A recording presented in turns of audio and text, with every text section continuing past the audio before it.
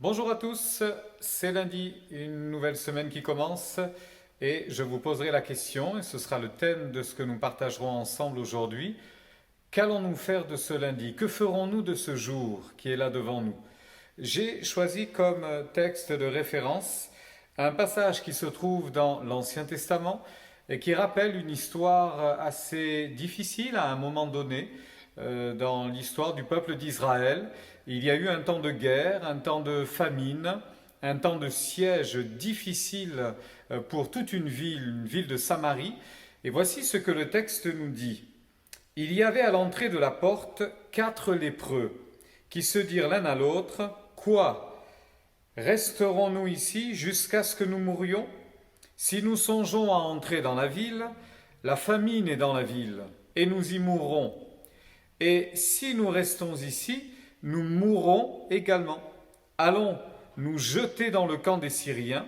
S'ils nous laissent vivre, nous vivrons. S'ils nous font mourir, nous mourrons. Voilà 4 hommes qui se trouvent dans une situation complètement impossible. Ils avaient le choix de faire ou de ne rien faire. Mais ça se résumait à 2 perspectives qui étaient très très minces. La première des deux, entrer dans la ville et mourir. Et la deuxième, rester là où ils étaient et mourir également. Vous comprenez que le choix, finalement, n'en était pas un et qu'il n'y avait pas de solution viable, il n'y avait pas de bonne solution. Cependant, il y avait encore la possibilité de tenter l'impensable pour un résultat complètement impossible. Et voici ce qu'ils vont imaginer. Nous allons partir d'ici et nous allons nous jeter dans le camp de nos ennemis. Nous allons finalement nous lever et avancer vers notre ennemi. Nous allons nous jeter dans la gueule du loup. Alors, frères et sœurs, sur quelle base pouvait-il espérer vivre en prenant un choix aussi fou? C'est un espoir qui est complètement insensé. C'était un mauvais jour, c'était une mauvaise période. Ça va devenir une journée de bonnes nouvelles. Qu'allons-nous faire de ce jour, de ce lundi? Nous débutons notre semaine. Est-ce que cela deviendra une journée de bonnes nouvelles? Est-ce que nous réaliserons encore que c'est une journée que l'Éternel a faite et qu'elle peut être pour chacun d'entre nous un sujet d'allégresse et de joie? Alors, voyons plus précisément dans ce texte ce qui s'est passé. Tout d'abord, Dieu est intervenu. La Bible nous dit que c'est au crépuscule que ces 4 lépreux ont décidé de partir, se sont levés en direction du camp des Syriens. Quand ils sont arrivés là-bas, stupeur, vraiment grande stupéfaction, il n'y a personne. Pas un soldat, pas un garde, pas une sentinelle, personne pour les empêcher d'entrer dans le camp.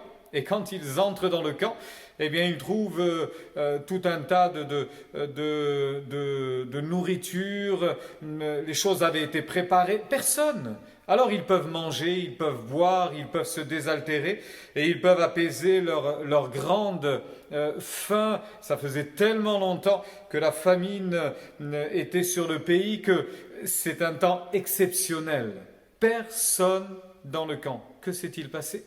La Bible nous dit précisément ceci.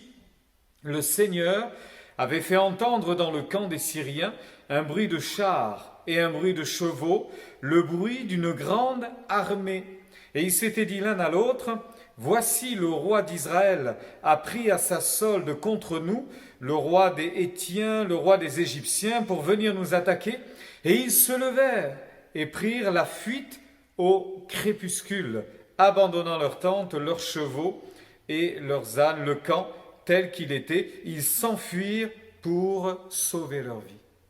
C'est le timing parfait, au moment, au crépuscule, au moment où ils se lèvent pour aller se jeter dans la gueule du loup, au même instant, au crépuscule, Dieu fait entendre un bruit de panique, un bruit énorme qui deviendra, qui suscitera de la panique, et chacun va s'enfuir. Dieu est intervenu. Chaque fois que Dieu intervient dans notre vie, c'est une journée de bonnes nouvelles qui s'annonce. À chaque fois que Dieu intervient dans notre quotidien, les événements s'enchaînent, les situations se retournent et Dieu nous fait grâce. Que s'est-il passé donc? Ils n'en savaient rien.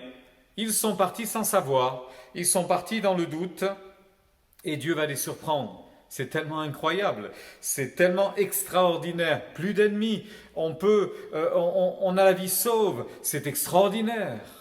Il est vrai que quelquefois Dieu ne nous dit pas tout. Dieu ne nous prévient pas de ce qui va advenir dans les jours à venir, voire même dans l'heure qui suit. Et que va-t-il arriver tout à l'heure lorsque vous serez sur la route, lorsque vous serez au travail? Personne ne le sait, vous ne le savez pas. Mais Dieu le sait, Dieu le sait. Et finalement, Dieu va les surprendre. Et ô combien il est agréable de se dire que Dieu peut nous surprendre encore aujourd'hui. Comme il est bon de se dire que Dieu peut nous étonner encore aujourd'hui. Et sans aucun doute, il va le faire. Que s'est-il passé? Ils ont pu manger, reprendre des forces, revenir à la vie en quelque sorte. Mais il y a autre chose qui va se produire. Et ça va se produire dans leur cœur. Ils ne comprennent pas exactement ce qui s'est passé, mais ils comprennent pourquoi et pour qui les choses sont tournées de la sorte à leur avantage. Ils ont compris que c'était une journée de bonnes nouvelles. Voilà ce que je voulais laisser sur votre cœur, ce que ces hommes vont dire. C'est une journée de bonnes nouvelles. Nous n'avons pas le droit de garder ceci pour nous. Nous n'agissons pas bien si nous ne partageons pas cette nouvelle. Alors ils vont retourner vers la ville. Et ils vont essayer de faire entendre raison au roi qui doute, à quelques hommes qui se disent qu'il doit y avoir un complot derrière tout cela. Mais après avoir vérifié la chose, la Bible dit que toute la ville va se réjouir parce qu'on aura de quoi manger. Ce n'était que la conséquence, ce n'était que le résultat d'une promesse qui avait été faite à ces gens-là quelques heures auparavant. Demain, à cette heure-ci, tout le monde aura de quoi manger. Les ventres seront rassasiés, les cœurs seront apaisés, la vie reviendra. Bien-aimés, souvenons-nous de cela. Avec Dieu, tout est possible. Alors que ferons-nous de ce jour? Nous avons la possibilité de faire de cette journée une journée de bonnes nouvelles. Que notre joie, comme dit l'apôtre Paul aux Romains, que notre joie découle de notre espérance. Réjouissons-nous en espérance. C'est là ce que la Bible nous enseigne. Dieu a promis de nous garder dans sa main et il le fait. Et il le fera encore. Dieu a promis qu'il viendra nous chercher. Dans nos difficultés, nos épreuves, il sera là et il nous soutiendra. Alors réjouissons-nous de ce lundi, de ce début de semaine, sans appréhension et sachons que cette journée reste devant Dieu une journée de bonnes nouvelles. Alors réjouissons-nous.